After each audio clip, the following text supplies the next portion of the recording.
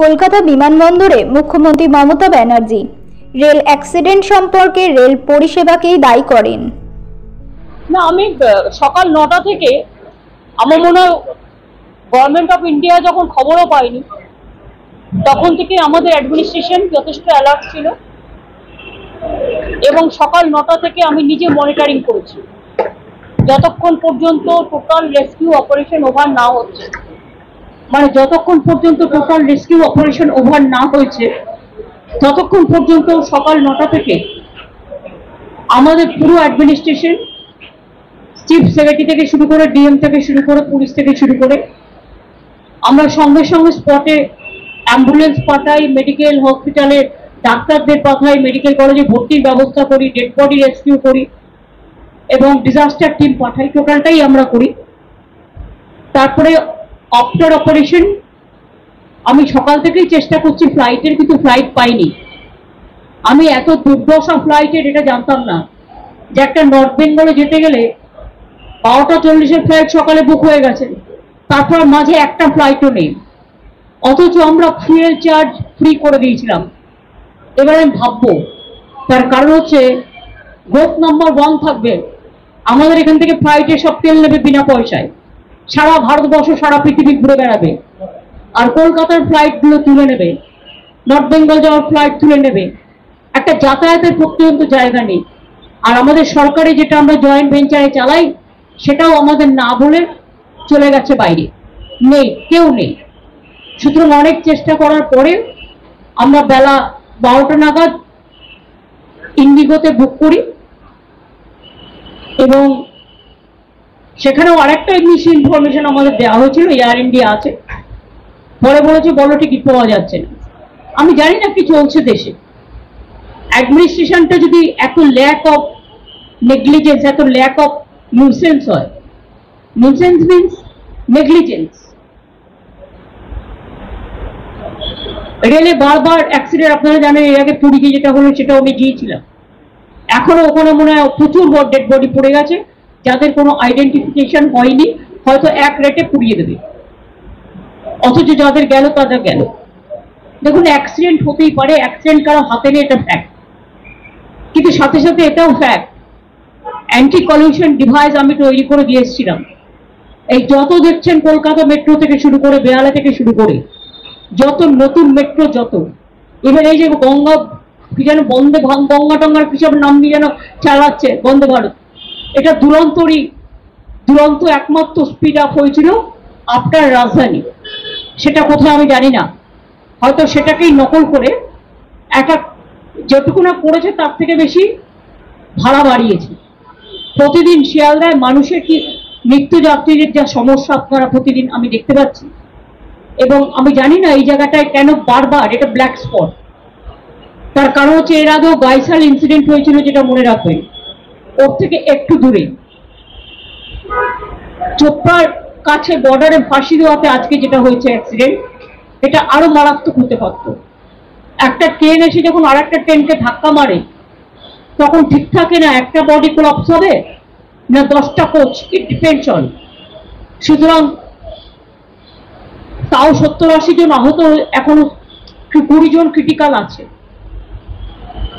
আমি যেহেতু কোনো যাতায়াতের ব্যবস্থা ছিল না, চেষ্টা করা সত্ত্বেও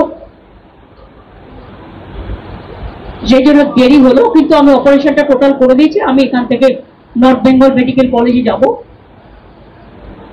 চোপড়ায় যেখানে সব কাজ হয়ে গেছে, নতুন করে আমি আর যাচ্ছি না। আমি সকালবেলায় ওখানকার এমএলএ হামিদুলকে ফোন করেছিলাম, ওদের আজকে বকরি ঈদ আছে, আমি বড়কে জানিয়েছি, সঙ্গে সঙ্গে স্পটে যেতেও বলেছিলাম, ও নিশ্চয়ই টেক কেয়ার করেছে, বাদ বাকি প্রশাসনও করেছে।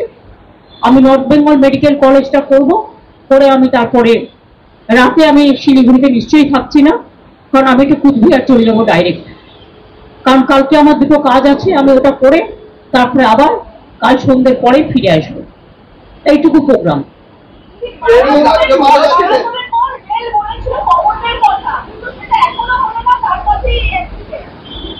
কি বলেছিল?